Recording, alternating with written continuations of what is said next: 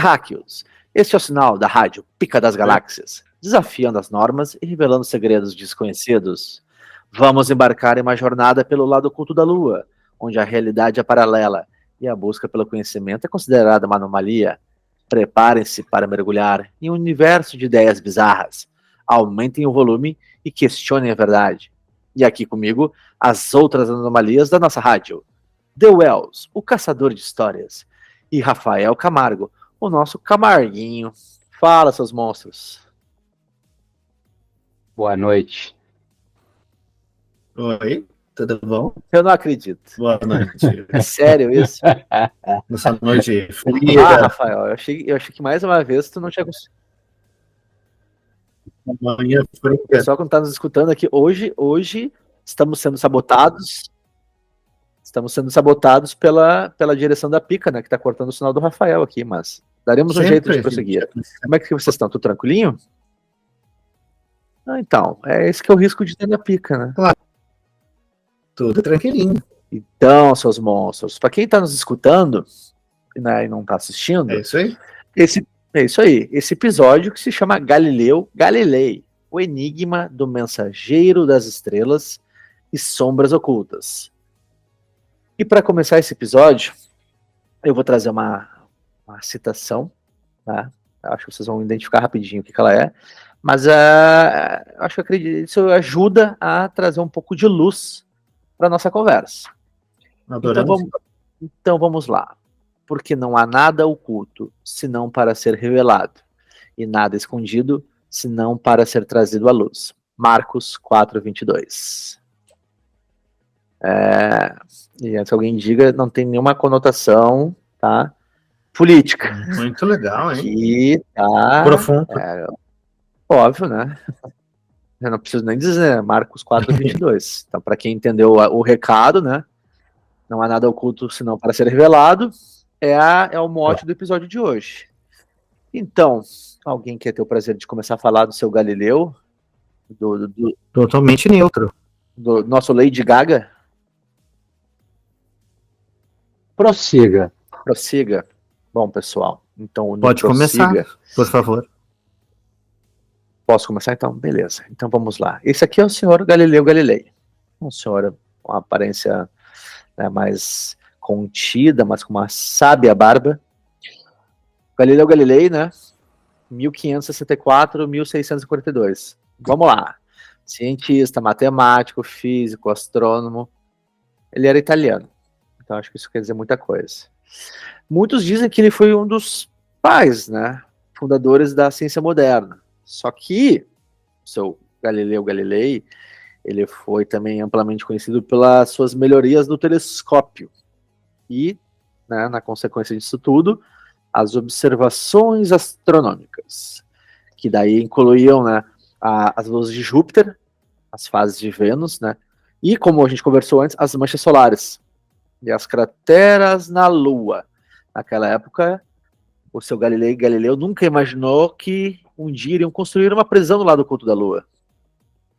E algo interessante da data de nascimento dele e do seu falecimento é que ele nasceu no ano em que John Calvino faleceu. Sério? E ele morreu no ano que Sir Isaac Newton nasceu. Tá, mas então foi uma troca de bastão, esse. É só uma curiosidade. Assim como Galileu foi citado pelo Hobbes como o maior filósofo de todos os tempos. Claro que daí temos que ver a visão de Hobbes sobre Galileu. E, assim como tu disseste, é tido como o pai da ciência moderna. Uhum. Um dos pais, né? Ele é tido como pai, ele foi o que colocou Copérnicos no mapa, né? Uhum. Ele colocou Copérnicos. E já que a gente está falando um pouco da sistema de telescópio, né? Que até então era utilizado só com fins militares, né? Telescópio. Ele era utilizado pelos militares para enxergar os seus inimigos. Certo. E em algum momento, lá em início, acho que foi 600, 1610, 1609, que o Galileu, até o telescópio ele é chamado como Spyglass, né? Tinha esse nome, tinha esse apelido. Aham. E o Galileu decidiu, em 1610, 1609, em utilizar o telescópio e foi o primeiro que apontou o telescópio para a Lua. Ele estava procurando o Rafa, né? E não encontrou porque ele só enxergou um lado da Lua, não o lado oculto, né? Tá certo. E daí essa parte que tu disseste das luas de Júpiter, que ele colocou o nome, deu o nome delas de Medici Stars, os Medici, Uhum. as estrelas Medici. São 4 luas. Tem um lado, aí a gente pode tocar um lado ali político e tal. E assim como ali ele começou a dar uma olhada na questão da Lua tendo montanhas, As crateras também. crateras, inclusive o lado do Sol, que ele começou a ver as certas. Desculpa. Olha, Certas. Pode falar. não, até quando tu falou das luas, todo mundo acha aí que o Galileu ele ficou muito concentrado na ideia do heliocentrismo, mas antes de entrar nessa treta do hélio, foi o que tu disse, né? Ele já trazia toda essa bagagem de descobertas, a própria evolução do telescópio, né? Isso aí foi fundamental para um desenvolvimento muito rápido da astronomia. Esse poder de ampliação, aí tem esse detalhismo todo. Na verdade, ele pegou um telescópio que já existia e fez as suas adaptações, né? Isso aí mesmo. ele adaptou. No caso ali das 4 luas de Júpiter que tu comentou, né, que foi o primeiro a trazer essa informação, a Lua, a Europa, Ganímedes e Calisto. Aí tem também a questão de Vênus, né, que ele conseguiu identificar as fases. As fases de Vênus. Isso. As manchas solares também, né? As manchas solares. Isso. E aí, com esse avanço tecnológico, né, no caso do telescópio ter uma maior potência, foi onde ele começou a criar a fundamentação para o heliocentrismo. Uhum. Né, do Copérnico. Sim, né? Aí temos que falar um pouco, então, já que estamos tocando nele, do Nicolas Copérnicos. Sim. Pode falar. Nosso amigo Copérnico. O Nicolau, que faleceu no mesmo ano que ele publicou On the Revolution on the Heavenly Spheres, né? Que é a partir dali que gerou toda a Revolução Copérnica, né, cara? Sim. Que o Galileu utilizou, não é? E algo interessante no Copérnico é que ele não estava se opondo ou indo contra nada, né? Ele não era um revolucionário no significado da palavra. Na verdade, dizem que até meio tímido ele era, né? Uhum. Mas aqui, daí vindo pro lado do Galileu, é aqui que ele se envolveu na questão de colocar o Sol no centro do universo, Uhum. que é através desse livro, né, cara, dessa tese. Na verdade, ele foi chamado pela igreja para reformar o calendário, Sim. né, a questão do equinócio, do solstício e tal. E na época do Copérnico, era uma bagunça a questão das esferas. E daí a gente tem que voltar um pouco, bastante atrás, e citar Aristóteles, né? Sim. Uhum. Mas, citando Aristóteles, então, que daí vem Aristóteles, sua tese da esfera das estrelas fixas, né? Do geocentrismo e tal, que para Aristóteles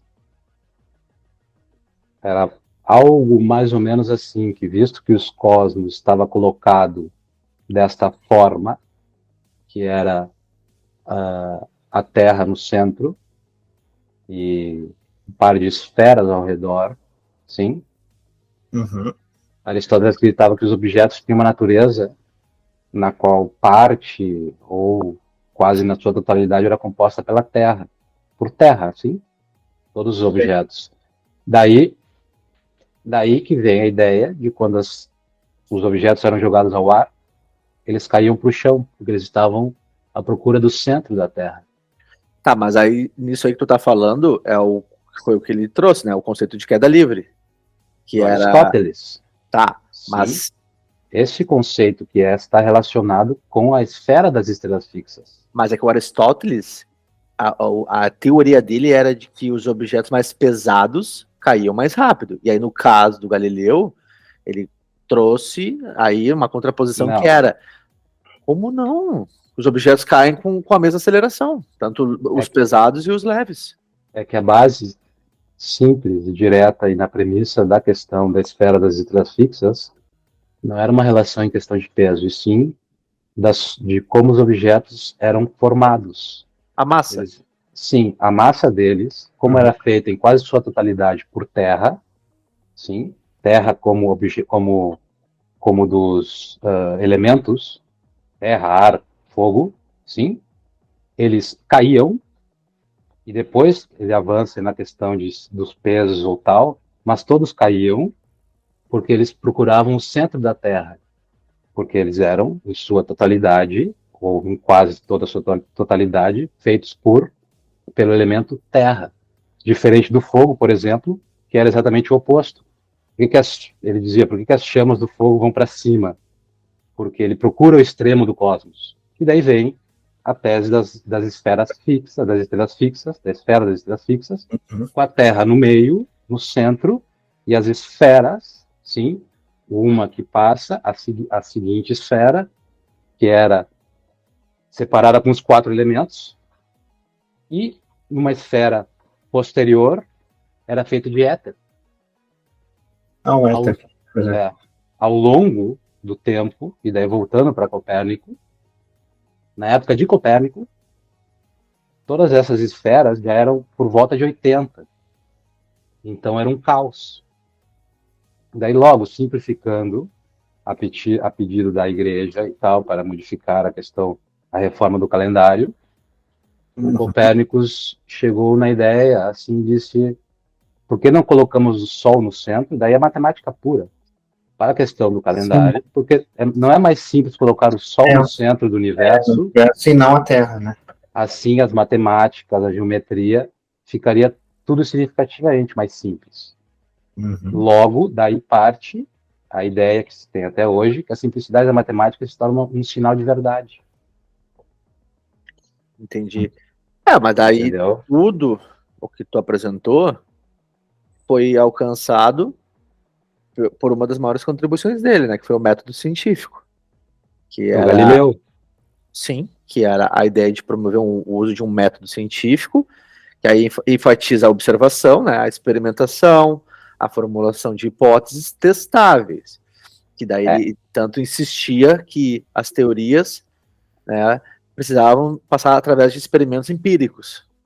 Que o método científico dele ali era basicamente 2, né, cara? 2 partes.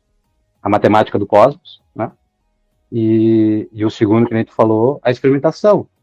Que daí vai em contra, como tu disseste, da ciência aristotélica. Que a diferença ali, nessa parte de experimentação, entre a ciência aristotélica e esse lado que o Galileu colocou, é que para Aristóteles e os seus seguidores, eles queriam saber o que os objetos faziam por natureza, ou seja, lançar a pedra ao ar e sem intervir, só ver o que acontece, certo? Galileu entrou nessa parte de experimentação, ele disse, não, a gente lança a pedra, mas a gente intervém nela. Daí tem aquela lenda ou não, que na verdade eu imagino que é mais pro lado de verdade, dele jogar os objetos na Torre de Pisa, né? E mexer no pêndulo e tal.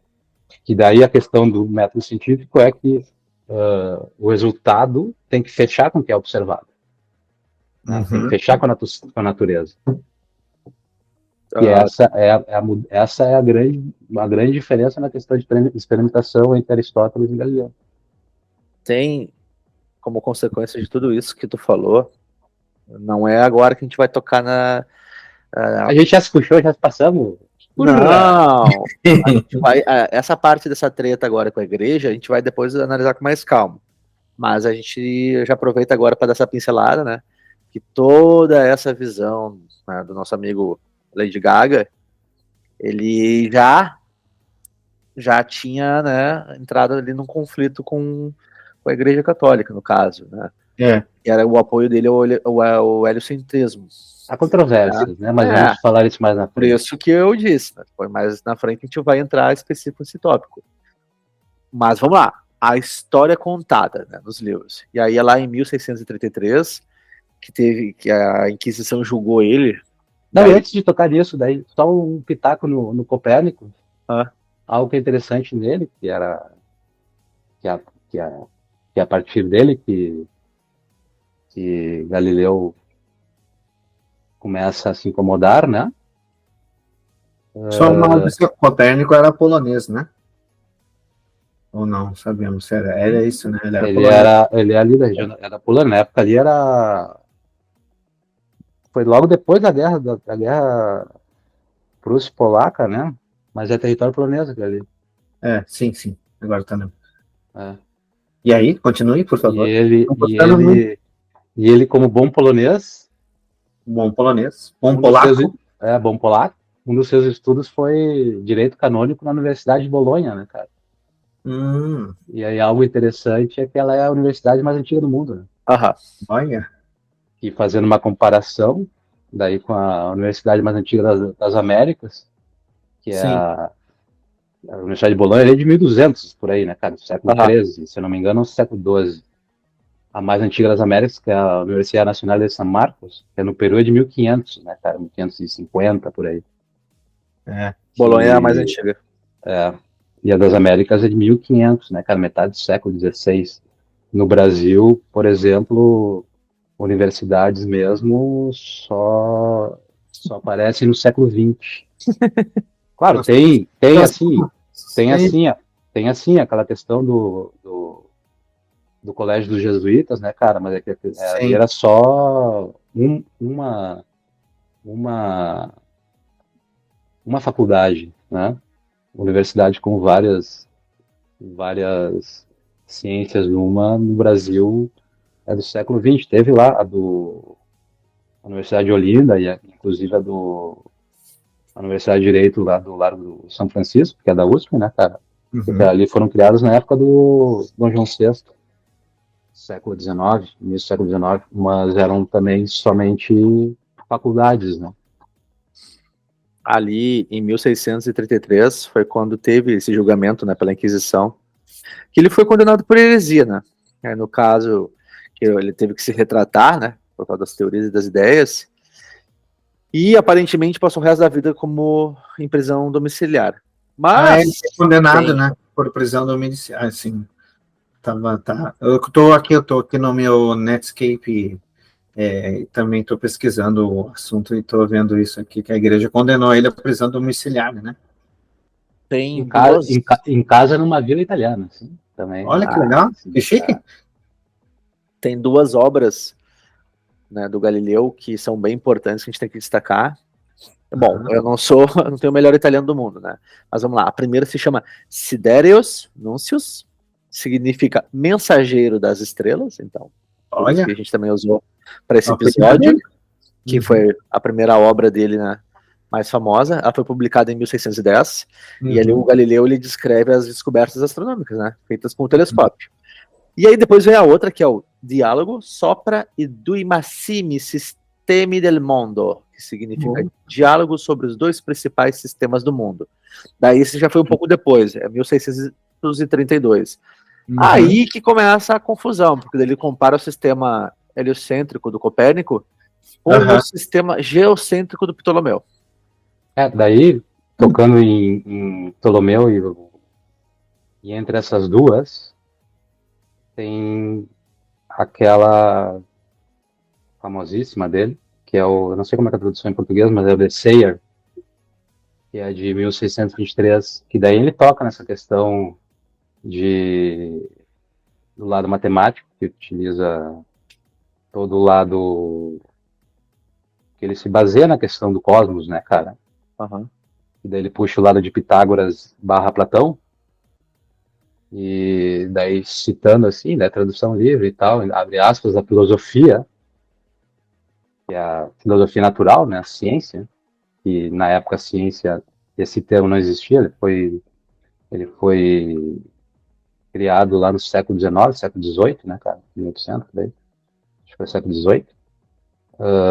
Daí voltando, a filosofia natural, está escrita neste grande livro, quero dizer, universo, o qual está constantemente exposto a nossos olhos, mas que não pode ser compreendido, ao menos que primeiro aprendas a compreender a linguagem e interpretes os caracteres com o qual ele está escrito. Ele está escrito na linguagem das matemáticas, e seus caracteres são triângulos, círculos e figuras geométricas. Sem isso, é humanamente impossível de se entender o mundo. Sem isto, ficamos vagando no labirinto escuro. Isso é um dos princípios, esse do Esseia, foi um dos princípios da Revolução Científica, né, cara? E daí é onde o Galileu se coloca, né, cara? Que é a Revolução Científica. Eu não sei se a gente vai tocar nela mais pra frente. Mas Vamos tocar em várias coisas hoje. Algumas mais light, outras mais polêmicas. A gente chega numa parte aí dos elementos específicos, né, na vida e obra do Galileu. Por mais que se fale, né, heliocentrismo, a questão da astronomia, foi muito forte a influência na vida dele da matemática e do simbolismo. O Galileu ele usou a matemática avançada para poder descrever esses fenômenos naturais. Só que a matemática, naquela época, de certa maneira, ela era considerada uma linguagem esotérica, até mística. E aí, muitas vezes, essa precisão matemática que ele apresentava para poder, né, justificar as teorias, enfim, as descobertas, ela estava associada ao oculto, porque revelava, de uma certa maneira, padrões e uma certa harmonia no cosmos que podiam ser justificados como algo divino ou mágico. Quer falar alguma coisa, Deus, Rafa, ou posso? Não, pode tocar.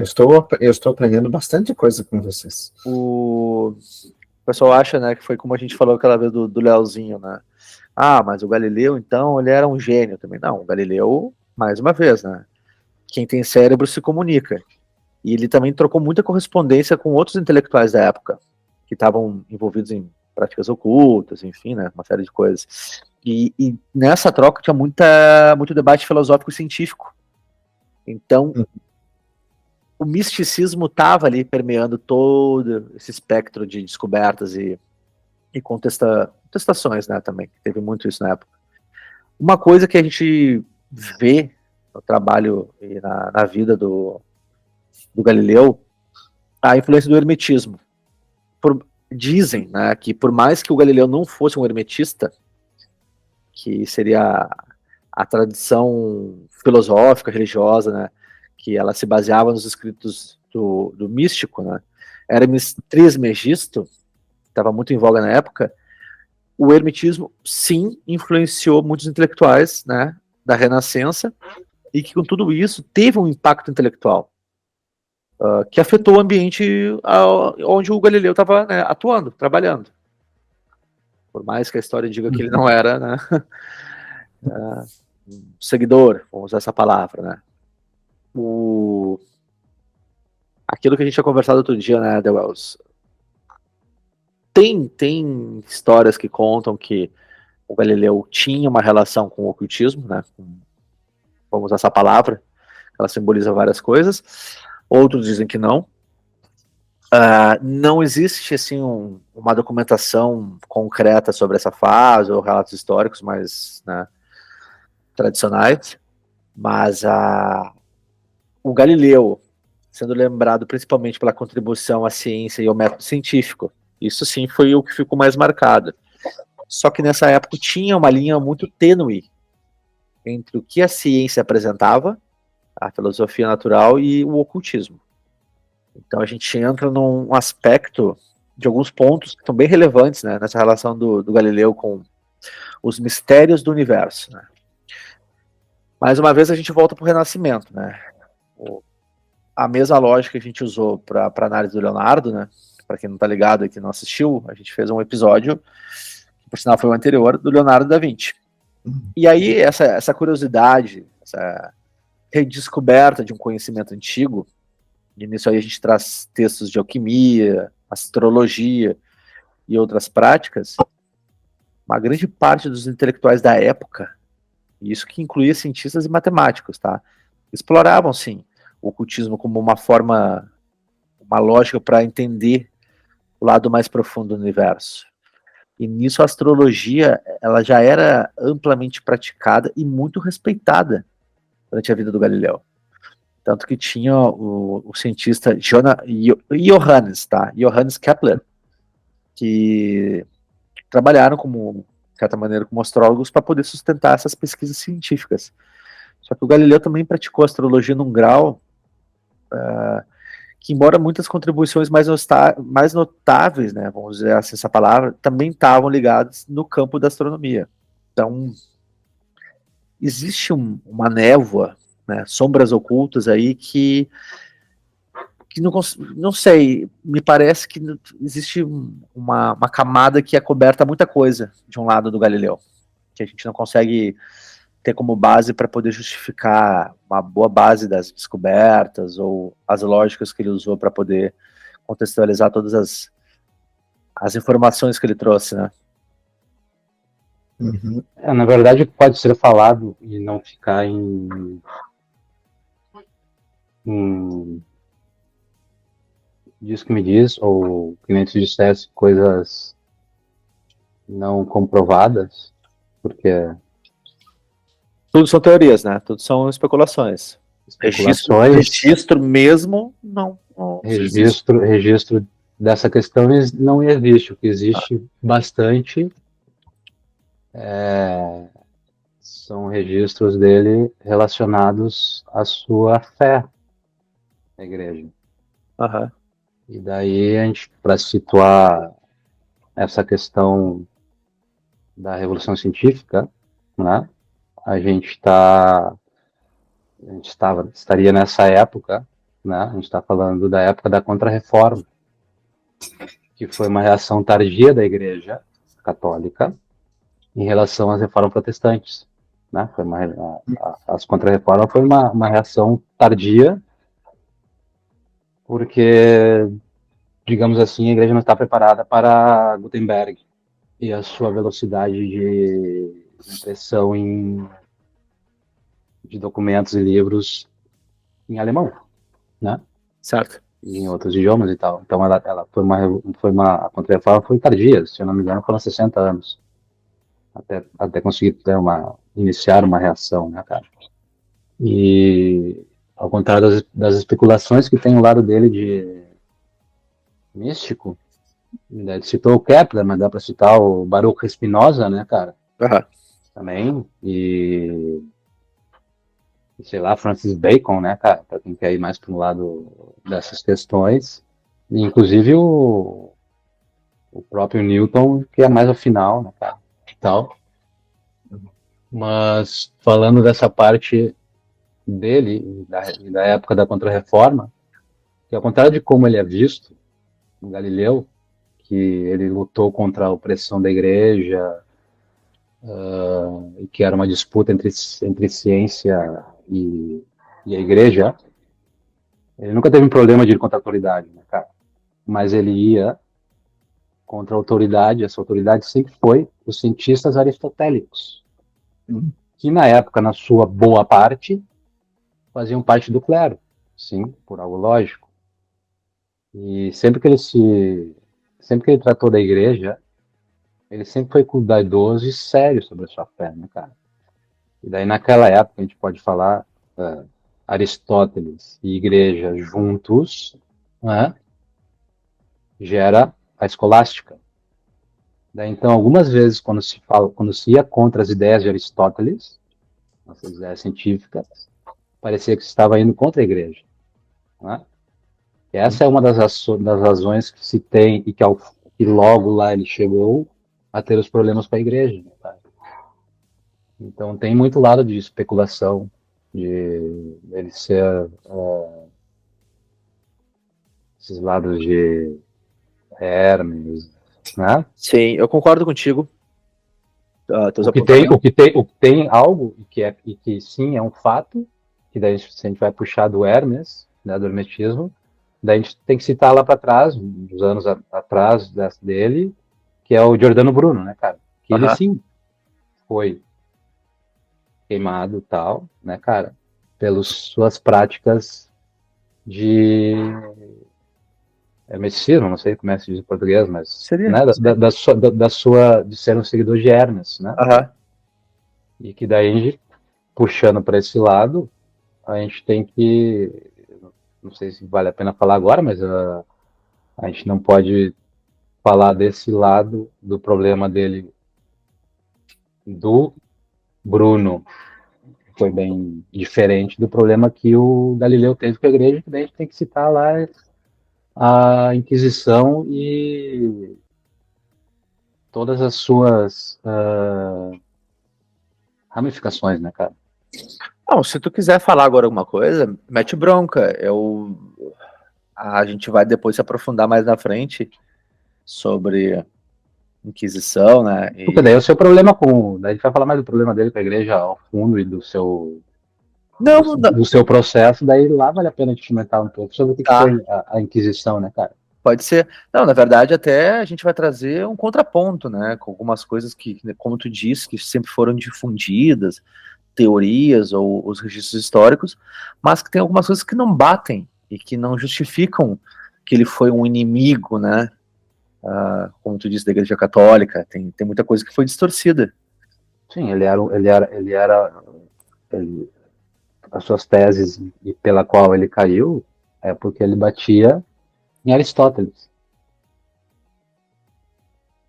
não na igreja. Aí é que tá, mas aí distorceram para dizer que o problema dele era com a Igreja Católica.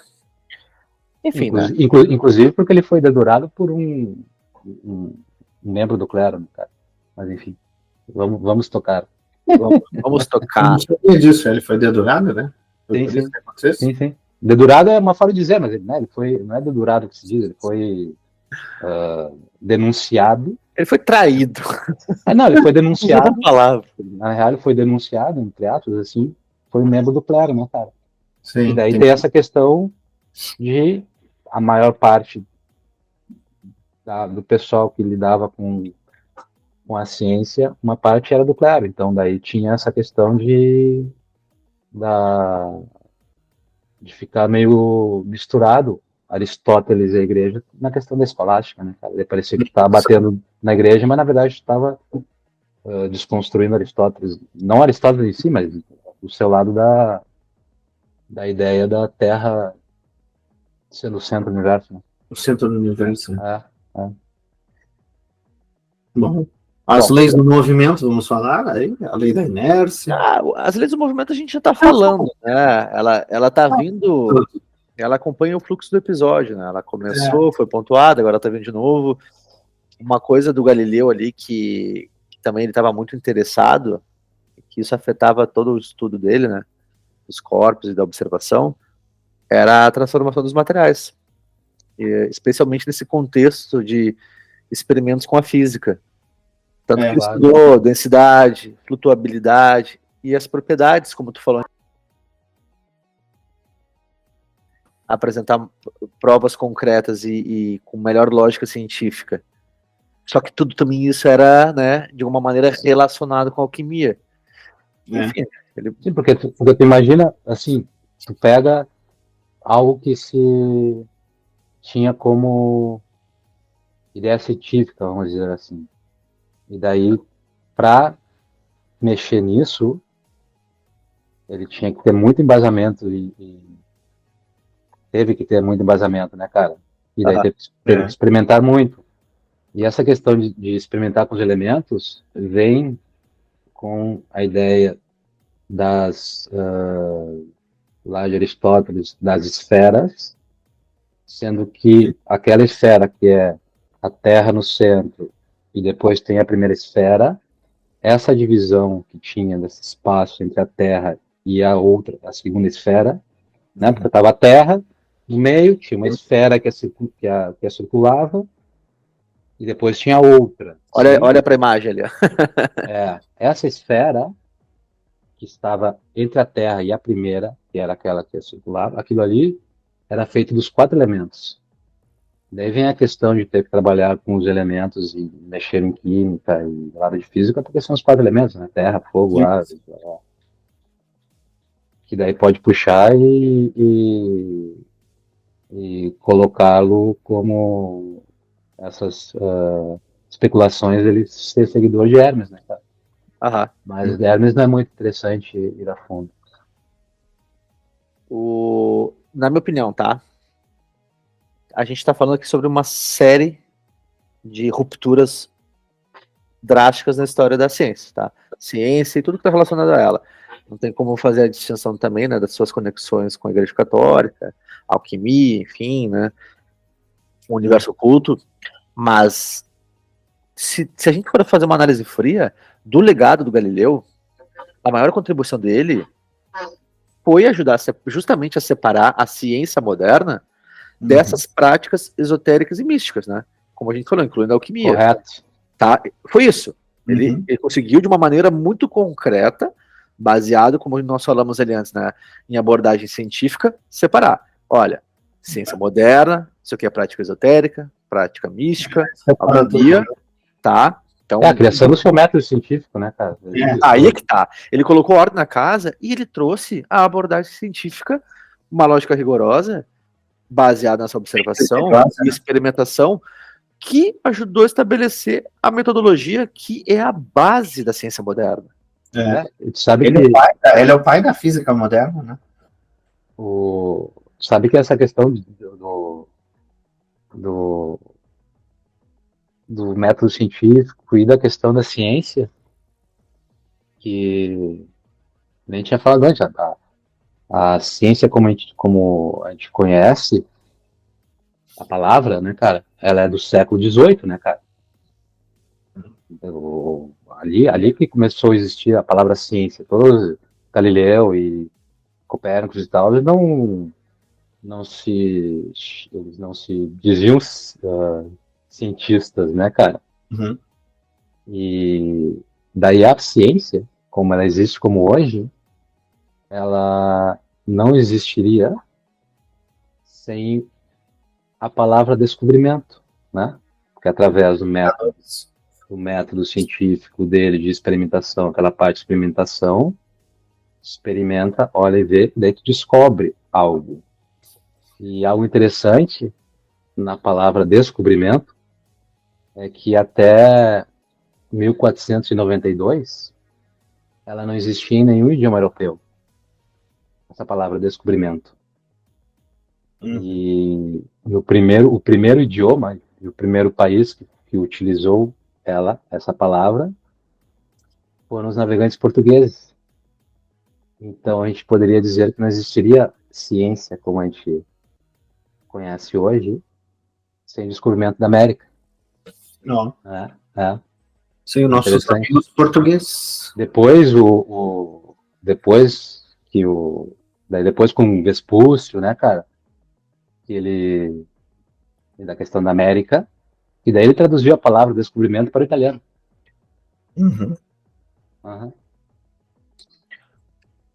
Chegando nessa parte agora da análise, que indiretamente permeou toda a conversa até agora, que é essa relação ciência / fé, espiritualidade, religião, né? Tem várias maneiras de a gente analisar tudo isso. A Igreja Católica Romana ali, na época, ela era uma das instituições mais poderosas, não apenas no contexto espiritual, mas também político. Sim. Vamos lá, a história dos livros. Qualquer ideia ou descoberta que entrasse em conflito ou em contradição com os ensinamentos da igreja, enfrentava uma resistência. ok? A maioria das vezes eles condenavam tudo, né? No caso ali, existiu a Inquisição, né? Era um conjunto de instituições, né, dentro de uma lógica de um sistema jurídico da igreja, que ela era usada, de certa maneira, para combater a heresia. Uhum. Se fosse contra a ideia da igreja, era considerado heresia. Como foi dito antes, o Galileu ele foi julgado, né, pela Inquisição Romana em 1633. Como o De Wells falou, por defender, né, ou apoiar o heliocentrismo, que foi destacado nisso, que era essa ideia de que a Terra e os outros planetas orbitam o Sol. O que, né, diz a história, não sou eu, contradizia a visão geocêntrica que era apoiada pela igreja. E até aquele momento era a Terra no centro do universo. Seguindo o que o De Wells falou, nessa época, os Estados-nação, tá, e a política europeia, vamos usar assim como uma linha de análise, a Itália da época, ela não era um país unificado. É diferente do que a gente tem hoje. A Itália, a Europa, ela consiste... Não, a Itália como se tem hoje, vem lá depois do ressurgimento, que é final do século XIX, né, cara? Então, na época do Galileu, ela consistia de vários estados independentes, né? Fica lá o Grão-Ducado da Toscana, a República de Veneza, os estados papais. O Galileu nasceu em Pisa, mas, né, mais um que viveu em Florença. E nessa região era o Grão-Ducado da Toscana, que para a época era o principal centro cultural e científico dentro, né, digamos assim, do território italiano. Bom, a gente também tinha nessa época a questão das guerras e dos conflitos, né? A Europa sempre esteve envolvida em guerra. Teve a Guerra dos 30 Anos, né? 1618, 1648, que teve, sim, grandes implicações políticas e religiosas e sociais. E no final de tudo, esses conflitos, frequentemente eles envolviam essa disputa de poder entre o Estado católico e protestante, que acabaram também influenciando o ambiente cultural e científico. Naquilo ali que a gente já tinha analisado no episódio do Leonardo, né, que a gente falou tanto do papel da região de Florença, né, dos Medici, como a gente já disse mais uma vez, tinha essa ideia do mecenato e do patrocínio. O Galileu também desfrutou do patrocínio dos Medici, que era, isso aí para quem não sabe, uma das famílias mais poderosas e influentes da Itália. Tanto é que ele deu o nome das estrelas, não é? As estrelas, as esferas de Saturno ali, de as estrelas Medici, né? Medici Stars. E algo interessante que tu falaste da Guerra dos 30 Anos, e o resultado dela foi o Tratado de Westfália, né, cara? Que para muitos estudiosos de história e de relações internacionais e tal, ela é tida como a Primeira Guerra Mundial. E a partir dela que se mudaram muitas questões geopolíticas ali. Então, se pegar por um lado, ela tem a ver muito ela pode ser tida como a Primeira Guerra Mundial, não aquela de 1914. Sim. Para quem gosta ali, vale a pena começar a estudar por ali. As questões de Primeira Guerra e Segunda Guerra Mundial. Não. E tem esse lado de conflito religioso que tu estava dizendo da época ali. A gente vale a pena a gente tocar um pouco na Era da Razão, né, cara? O vulgo iluminismo, né? Faz o seguinte, segura mais um pouquinho, e aí tu dá-lhe essa paulada junto com o que tá vindo pro final. O que tu acha? Segura o coraçãozinho mais um pouquinho. Aí vai ficar. Esse final guarda fortes emoções. Uma coisa que a gente não pode descartar das influências intelectuais e filosóficas na vida, tá? Não só do trabalho do Galileu, é o humanismo. Porque o humanismo renascentista, ele trabalhava e enfatizava a importância da razão, né? Da ciência, do estudo do ser humano, do mundo natural. Sim. Como a gente destacou várias vezes no episódio do Leonardo, né? Então tem muita relação, digamos assim, a realidade que o Leonardo viveu com o próprio Galileu. E essa filosofia, esse humanismo, influenciou profundamente o Galileu, que tentou, né, ou procurou entender o universo através da observação e da razão, em vez de se basear apenas na autoridade e tradição. É também uma luta também de liberdade de pensamento, né? Dele, né? Na época de ter enfrentado essa inquisição com a igreja. Alô? Testando? Não, que o que o Rafa falou é certo. E daí essa questão dele da razão É a liberdade de pensamento, né? nada mais é do que o movimento intelectual e filosófico, que é o iluminismo. Aliás, até eu estava vendo aqui também, daí essa condenação que aconteceu com o Galileu lá, ela foi oficialmente reconhecida como um erro pela Igreja Católica. Em 1992, o Papa João Paulo II expressou oficialmente arrependimento pelo tratamento dado a Galileu. Foi João Paulo II, Foi 92, reconhecendo que erros foram cometidos tanto pelos teólogos da época quanto pela própria Igreja. Olha que interessante. Não sabia que tinha sido o João Paulo II, em 92. Olha só. Continuando. A perspectiva de erro ela é muito relativa, né?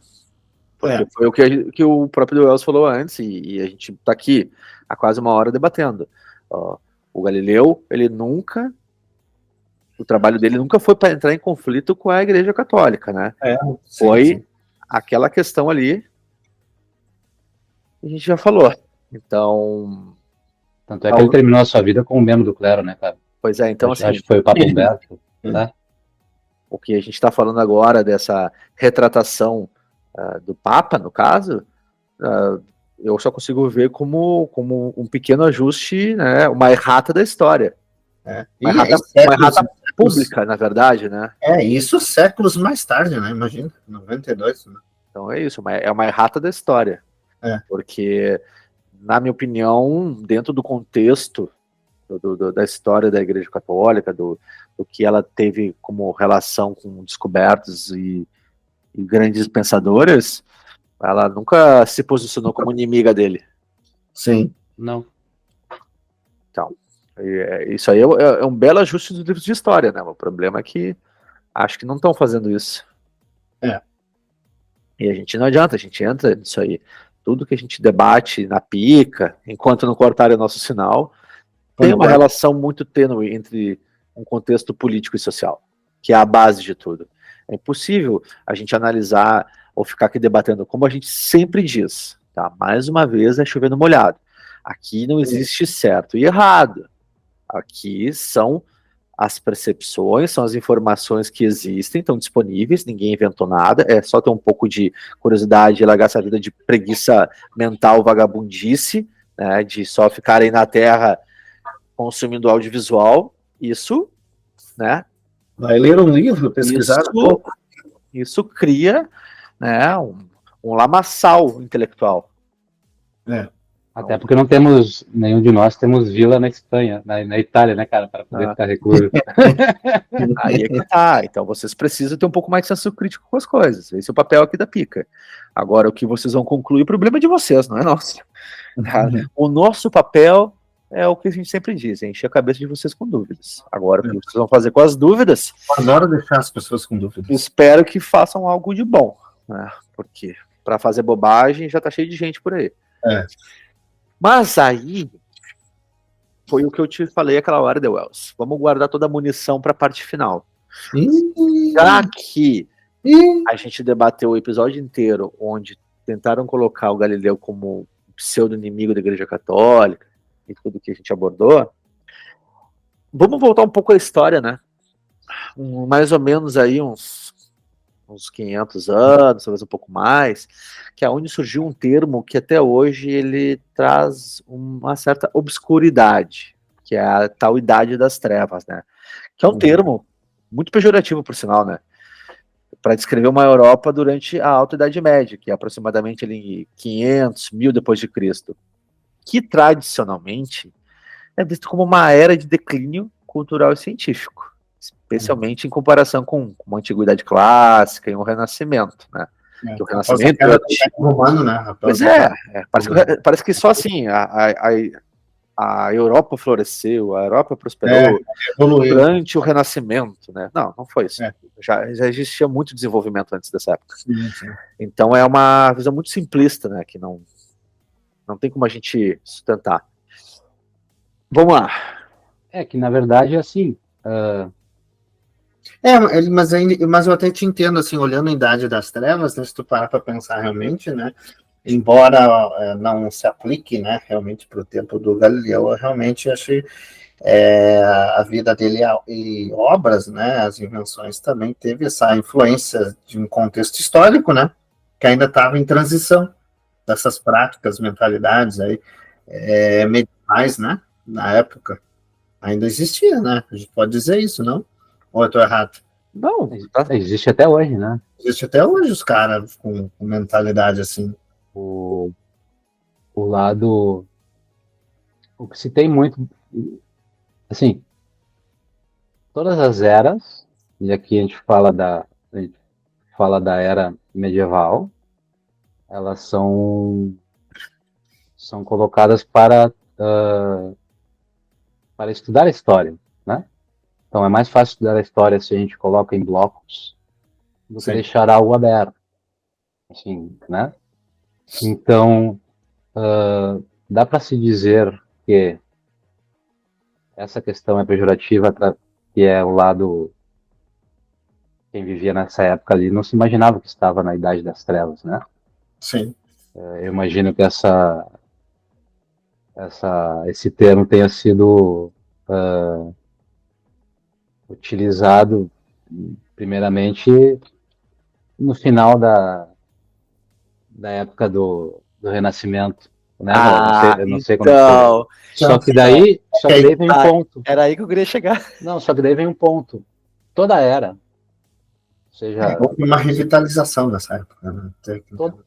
Toda era, esses blocos que a gente tem quando a gente estuda a história, ela tem um apogeu e ela termina porque ela está no declínio. E depois tem outra que nasce, né? Assim como os impérios, as civilizações. Elas surgem, tem um apogeu, começam a diminuir, desaparece porque basicamente chegou na sua idade de trevas, né? Sim. Se a gente entender por esse lado, faz sentido e não tem um lado pejorativo. Porém, essa utilização de Idade das Trevas, ela é bastante, e ela é utilizada como um todo da era medieval, né, cara?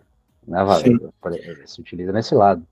Mas eu entendi o pensamento do Felipe, assim, porque depois o Galileu realmente ali, ele pegou nessa, tipo assim, aí começou nessa época do Renascimento, aí os caras já começaram a repensar várias coisas, né? Não? Eu vou jogar gasolina, então. Aqui, ó. Inclusive o início da Inquisição, ela é nessa época. Nessa época do Renascimento. Tá, vamos lá. Vamos jogar gasolina, então. Bota fogo no puto. Vai. Me quebre. Eu vou largar algumas observações que você tem que me quebrar no meio. Tá. Vamos lá. Nós estamos falando que o Renascimento foi o período de apoteose dos avanços. Arte, ciência, o que for. Sim. Aí a gente está falando do Galileu. Tá. Só que a gente está falando de uma relação ali que eu não ia conseguir terminar esse episódio sem querer debater com vocês essa contradição. Porque o Galileu pegou, ele era inimigo da igreja e tal, deu esse problema, beleza. Porque a igreja era que controlava ali a informação e ninguém podia trazer nenhum avanço nessa palavra, nenhum avanço. Tu tem que ficar preso a uma tradição e não pode contestar a palavra dita, a palavra escrita. Ok? Tá bom. Só que a gente está falando aí de 1500, 1600, só que se ela tinha esse comportamento, como dizem lá na Renascença, por que batizaram um período da Alta Idade Média como Idade das Trevas, sendo que nesse período o avanço que aconteceu na Europa foi tão grande Se tu A for expansão, né? a expansão, eu vou começar a apontar algumas coisas aqui. O desenvolvimento foi tão grande que, Verdade. olha, se tu for equiparar com a Renascença, pô, é uma briga de galo aqui, entendeu? Porque a Idade das Trevas, na minha opinião, não teve nada de trevas. A gente tá falando aqui, ó, foi uma época com grande desenvolvimento de astronomia e matemática, tá? Tinha uma relação, como a gente falou do Leonardo, uma influência que vinha do Oriente, de uma região de povos árabes? Sim, claro. Sim. Tinha uma influência e um aprendizado de algoritmo e álgebra? Sim, isso estava entrando já na Europa naquela época. Uhum. Medicina. A medicina também, naquela época, já era muito desenvolvida. As coisas estavam acontecendo.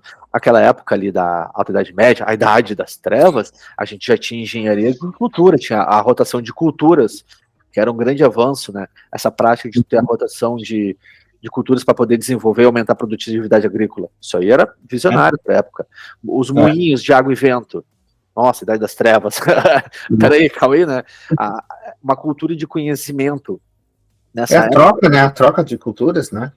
Nessa época, a cultura e o conhecimento expandiu bastante. Surgiram, cara, infindáveis mosteiros para justamente ter o trabalho dessa preservação de textos importantes. Então, esses monges dos mosteiros europeus, o trabalho deles era a dedicação à cópia e preservação de textos antigos, né? Tanto religiosos, seculares, o que for. Tinha os escribas, né, monásticos também, que ajudaram a manter viva a literatura clássica e científica da Europa nessa época.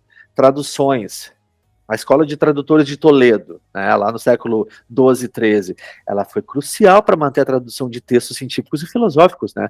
Tanto do árabe, do grego, tudo isso trazido para o latim. A gente tinha aí a literatura e a filosofia.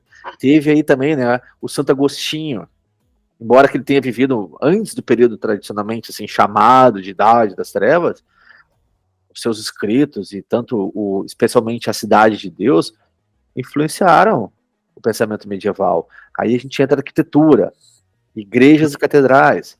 Nunca o desenvolvimento da arquitetura românica foi tão forte e voltado assim para um conceito inovador lá, a volta perfeita, as abóbadas de berço, as grandes paredes de pedra, a própria arte sacra, nessa época, floresceu de uma maneira absurda, né? As iluminuras de manuscritos, a construção de igrejas decoradas com esculturas e pinturas. Então, peraí, como a Cidade das Trevas, né? Instituições de ensino e educação, a fundação das universidades, as primeiras universidades europeias começaram a surgir no final da Alta Idade Média. Como tu falou antes, a Universidade de Bolonha, fundada em 1088, né? A gente falou 1200, 1088. A Universidade de Paris, fundada no século XII. Ali também se desenvolveu o currículo escolástico, né? O currículo escolástico nada mais é do que um método de ensino que tu combina, olha só, lógica, filosofia e teologia. Isso aí foi amplamente desenvolvido e refinado. Então eu pergunto, se lá, na época do Galileu, a gente tem que aprender, a gente tem que escutar esse debate de que existia um atrito entre a ciência e, vamos lá, vamos definir como igreja católica, tá? Para não ter que ficar dividindo todas os segmentos religiosos e com conexões espirituais. Se na época dele existia essa pseudo-guerra, atrito, como é que essa instituição lá atrás já estava contribuindo tanto para a ciência, para a arte, para a cultura, enfim, para o desenvolvimento? Então tem coisas que não batem, na minha opinião. Essa questão do escolástico é a questão da união de Aristóteles e a igreja. Essa é escolástica, né? Sim. O lado de ciência e religião estarem separados. Na verdade, quanto mais estuda a ciência, mais tu te dá conta que existe algo divino, né, cara? Porque basicamente, tu não consegue provar tudo, né, cara? Daí como é que tu vai dizer que se tu não consegue provar algo, né? Logo, E esse lado de o porquê, daí tem umas dúvidas, né? Das tuas dúvidas e tal. A gente pode, né, lembrar um pouco das questões políticas e de quando surgiram. A gente bate nas eras das revoluções e suas Gutenberg e tal, né, na aceleração. Mas essa parte de porque tem esse lado meio que denigre a idade medieval, né, cara? Digamos assim. Sim. A gente pode lembrar que alguns estudiosos, historiadores, colocam o início da era da razão, né, do iluminismo, o seu início com a publicação do discurso do método, né, cara? Uhum. De René Descartes. Que Sim. ele bate numa questão de que aquela história de que não acredita nada que não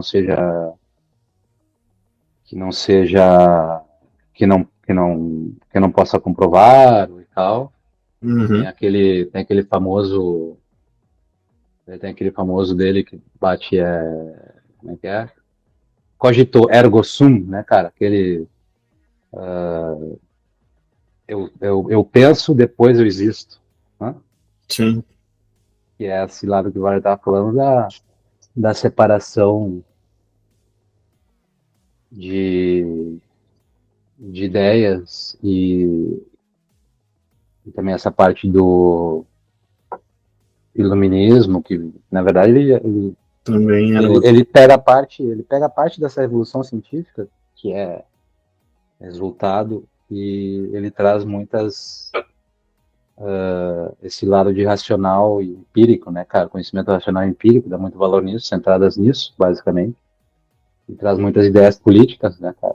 Como, sei lá, o direito natural, o termo liberdade, progresso, né? Fraternidade, tem começa a surgir o lado dos governos constitucionais, né? E surge ali a separação de igreja e Estado. Igreja e Estado no lado ocidental, que a gente conhece, né, cara? Então, como idade medieval, eu prefiro utilizar esse termo sempre do que Idade das Trevas, e daí também, que nem o Valer falou de São Agostinho, não dá para falar dessa época e nem citar ele sem lembrar de Santo Ambrósio, né?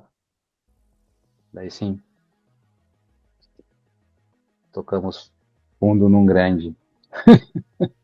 E aí, eu só consigo Para quem nunca deixar. leu, leia. Para quem nunca leu, vale a pena ler bastante Santo Ambrósio, que depois vai levar, né, obviamente, até Santo Tomás de Aquino, né? E daí tem uma questão que se mexe nesse lado, que daí é melhor não ir muito a fundo, mas tem uma divisão na questão de livre-arbítrio, né, cara? Sim. Que aí, que aí é onde se toca. Esse é o ponto. Mas que não vamos tocar. E o ponto que a gente chega agora no final desse episódio é esse. Essa que é a grande questão para este final de episódio da Pica. Deixo para vocês essa tela aí, se alguém quiser comentar. Eu pensava que a gente ia falar um pouco mais da Inquisição, mas tudo bem. É um papo que merece aí muitos episódios. Te habilita, Rafa? Ou é demais? Eu estou com problemas aqui, não está aparecendo na tela para. Não está aparecendo? Então eu vou ajudar o Rafa, então. Acho que os caras começaram a hackear o sinal dele. Bom, Rafa, então assim, é um cérebro, né? Que estou com problemas técnicos. Um cérebro, digamos, um cérebro. Essa é boa dele, né? Isso é um malandro mesmo, né? Mas tudo bem, eu vou me fazer de bobo. É um cérebro, Rafa, um cérebro com grande poder de expansão. Tá vendo agora? Tá vendo? Não tá vendo ainda? Puta, que pena. Mas é isso aí.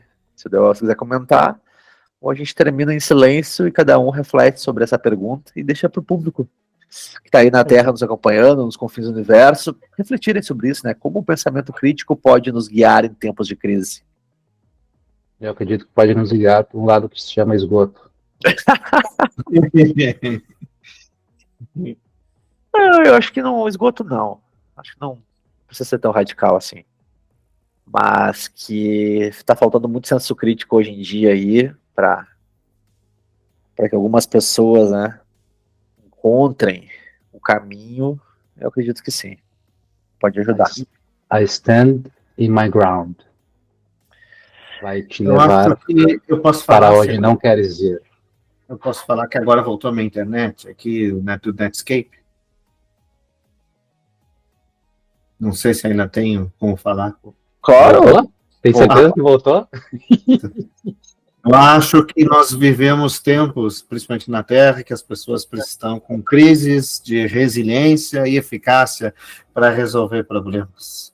As pessoas estão meio no automático e aí querem tudo que caia. Eu acho que é isso. Caia tudo do céu e resolva os problemas. Né? Sim. Eu acho isso. Eu acho isso. Que as coisas aconteçam, né? Ninguém sem vai nenhum atrás. Esforço. Isso. Tá tudo no automático agora. Tá certo. É isso aí, não. Concordo. Falta de laço, como diria a minha avó gaúcha lá. Essa é boa. Pobre vó do Rafa. Mas, pessoal, antes da mensagem final aqui, né, para a galera que nos acompanha, para poder fechar a lógica desse episódio, que começou lá, né, com a citação de Marcos 4:22, eu venho com uma para encerrar, né? Todo o conceito desse episódio aqui, não eu venho encerrar, mas a Pica vem encerrar, que é: se alguém tem ouvidos para ouvir, ouça. Marcos 4:23. Olha! Profundo, cara. É isso aí. Se alguém tem ouvidos para ouvir, ouça. Ouça, Nós somos uma rádio. Ouça. E aí, ó, viu? A Pica já estava indiretamente sendo citada dentro de Marcos 4:23. Então, olha aí. Esse é o espírito da Pica. Se vocês têm ouvidos, ouçam. Isso. Gostei. Achei bacana. Bacana. Ótimo encerramento. Não faria melhor. É um arriado. Pessoal, para quem está nos escutando aí na Terra, né, ou nos confins do universo, não sei se no planeta de vocês tem YouTube, porque é a única maneira que a gente consegue fazer os episódios, né, se difundirem através dessa tecnologia, digamos, um tanto limitada na Terra, né, uma plataforma, um site onde as pessoas ficam assistindo vídeos e vídeos e vídeos, mas tem muita coisa boa lá. E lá no meio dessas coisas boas tem a Pica. Então, o nosso material é assim que a gente consegue transmitir essa palavra de esperança e muitas vezes de desespero também, né, depende do episódio. Então, se vocês encontrarem lá o canal, né, é no Pica das Galáxias Oficial, e na frente tem um arroba, a gente pede para vocês, né, inscrevam-se lá no canal, compartilhem os episódios, avisem os amigos. Ative o sininho. Ative o sininho. Porque a gente não sabe até quando a Pica vai durar, então aproveitem, né, desfrutem enquanto podem. É isso aí. Suas anomalias, valeu pela parceria. Foi um privilégio. Mais um episódio e até a próxima transmissão. Até a próxima.